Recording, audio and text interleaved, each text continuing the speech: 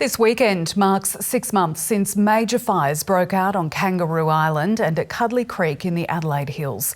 This week, the ABC will bring you stories from the island. And while the natural environment's thriving once again, the economic recovery will take much longer. Those who lost homes on KI are still living in temporary accommodation, and the Mayor says it will take 10 years for life to return to normal. Claire Campbell reports. Kangaroo Island's charcoal landscape is restoring, but the road to recovery has barely begun for Barry Smith. 6 months on from the bushfire, his home and shed still lies in ruins. It is depressing every time you drive in and see all your burnt remains still there. No one should have got forgotten about. Earlier this month, the state government claimed every property on Kangaroo Island had been cleaned up. But Barry Smith, who registered for assistance in January, says he slipped through the cracks. Oh, that's what I need, my Foxtel box. And they wanted it sent back, so I'll do that. I'll keep that and send it back to them. The Stokes Bay farmer has also waited nearly 6 months for his insurer to pay out. The money appeared the day after this interview. So I can't get an income off of the farm because every fence has been burnt, so I need that insurance money to at least to rebuild my sheep yards and shed and buy motorbikes and do all those things again. How are you getting on, guys? Blaze Aid has helped dozens of farmers remove and rebuild about 600 kilometres of burnt fences around the island. But when coronavirus hit, most of the volunteers left. There's still a lot of work to be done. A lot of farmers still haven't had the help that they need. The volunteers are now returning and will stay until summer. While coronavirus-related travel restrictions have impacted the rebuilding process for some, others say the biggest delays have come from an ad hoc approach within the recovery effort. For some bushfire-affected families, that's pushed back the rebuilding of their homes by at least a year. It's a long, long way from over. It'll take 10 years to get everything properly sorted. For some, the rebuild has been much faster. Garlic farmer Shane Lays just finished building his replacement home and is once again enjoying some small comforts. To be able to stand under a shower for more than 2 minutes, minute and a half, 2 minutes, and just wash that dirt off, wash everything away. The change in outlook extends to his crop, boosted by strong autumn rains. Garlic has jumped out of the ground. We finished planting about a week and a half ago. And I think as most farmers on the island are looking forward to a really good season. Sprouting some hope from the despair. Claire Campbell, ABC News, Kangaroo Island. They endured fire, then a pandemic, and now several Kangaroo Island tourism businesses are on the brink of collapse. The industry is desperately trying to rebuild in the depths of winter, but with no international tourists on the horizon, operators are pessimistic. Claire Campbell reports. Its pristine coastline is famous around the world, but Kangaroo Island's tourism industry is in troubled waters. COVID coming in straight after the bushfires basically has just really buried us.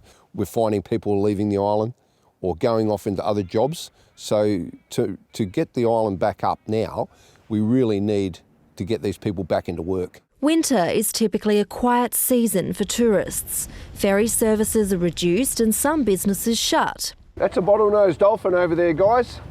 Others, like Tony Coppins, keep going. His ocean tours are perfectly geared for winter whale migration. Now he's joined other operators in a new alliance to try and keep the industry afloat. The rebranding of the island for winter is a huge opportunity for us, that it's never been branded properly. On the other end of the island, the Western KI Caravan Park is powering up again after it was burnt in the summer bushfire. All the bigger stuff got destroyed, the power, the water infrastructure, camp kitchens, our shop and reception area, and then our house. We were able to sort of pick up some of it and keep going, and that gave us the confidence, I think, to say, well, we could open again at Easter time. But then coronavirus hit and all bookings were cancelled. Hello, Western KI Caravan Park, Mark speaking. Owner Mark Jago is once again free to take guests into the Flinders Chase National Park. With domestic visitors again encouraged to the island, inquiries are filtering in slowly. I think we'll be diminished for as long as the borders are closed, really, so that could be 2 years. Any barrier that we can do away with that makes it easier for people to come over, then that's what we need. A large proportion of Kangaroo Island's tourism comes from cruise ships and tour groups. Operators fear that will be slow to return, with many businesses already under enormous financial pressure. Sticky feet today, gorgeous Gil. The lack of inbound flights and vessels is also a problem for Raptor Domain, a business which had to evacuate 3 times during the fires. More than half its visitors are international tourists. There's so much active here on the island when you're looking at, the whaling season and animals that are breeding and wildlife. It's a whole new thing to see in winter. If I want to survive here on the island and keep doing what I'm doing, we need people to come. An industry still grounded. Claire Campbell, ABC News, Kangaroo Island. Sporting competitions around the state are starting to resume after the coronavirus shutdown. But with key infrastructure damaged in the summer's fires, the football season has been cancelled on Kangaroo Island. It's a bitter blow for some locals who've already lost a lot. Players returning to these empty football ovals was to be an important mark in Kangaroo Island's recovery. What we've been through in the last 6 months has been pretty epic for us, and be able to get out here and train and get together and socialise is a pretty big thing. Tom Worst lost his home and farm in this summer's deadly bushfire. The Pandana Oval, where he's played footy for years, was transformed into the island's crisis headquarters, while neighbouring sports club Western Districts was destroyed. For me personally, this setting has been really important to get back to some sort of normality and, catch up with people and not 7 days a week working, trying to rebuild. But the Islands Football League has voted not to play the senior competition this year due to coronavirus restrictions, and many still focused on rebuilding. Some believe it's the right call, but Brock Varney Obst had hoped footy would help put the horrific event behind him. None of us ever chose to be affected by the fires. Farmers are quite mentally strong, but there's obviously some things that can shake them, and this was definitely one of them. Sport is the lifeblood of the Kangaroo Island community, and without it, people are worried about the mental health impact, particularly on those who've lost so much during the bushfire.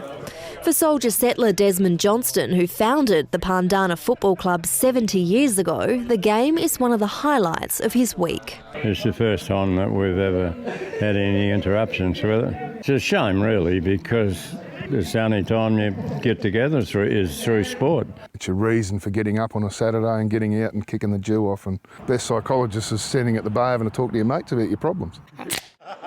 One of the best ways to cheer up. Claire Campbell, ABC News, Kangaroo Island. Summer's fires wreaked havoc on Kangaroo Island. Wood turner Johnny Gloyn suffered more than many, losing his home and his business. Now he's drawn upon his skills and the island's burnt landscape to rebuild. Claire Campbell reports. Johnny Gloyn is a wood turner by trade, but the scale and complexity of this project is like no other he's worked on. The soldier settlers grew these trees, and now they've come to their life expectancy pretty much, and the bushfires have just sped up that process, and I'm turning good timber into timber you can use for building with. Johnny Gloyn's wood gallery used to be a popular stop on the tourist island until it was destroyed in January's bushfire. Along with his bed and breakfast, his house was rendered unlivable. With no income, he and his partner Simone have spent nearly every day since rebuilding. 5 or 6 years' time, this place is going to be absolutely top shelf. That it's just keep pushing along, and no, I really believe that there's good things will come out of this. New canvas, new ideas. It's not going to be as fast as I thought, but it will happen, so we'll just have to be patient, which is not my strength. So there you go. Donations flowed from around the world to help the couple buy a sawmill, so they could turn the island's blackened sugar gums into timber. It's a cheaper way of getting up and going again. Burnt-out property owners around the island have donated the wood. And as people start to rebuild their homes, the interest in repurposing these burnt trees is growing. Johnny Gloyn is milling sugar gum for others to re-fence or rebuild. To recycle this wood that has been burnt is amazing, because you will see it in all the buildings here. Bringing a home and its surroundings back to life. Claire Campbell, ABC News, Kangaroo Island.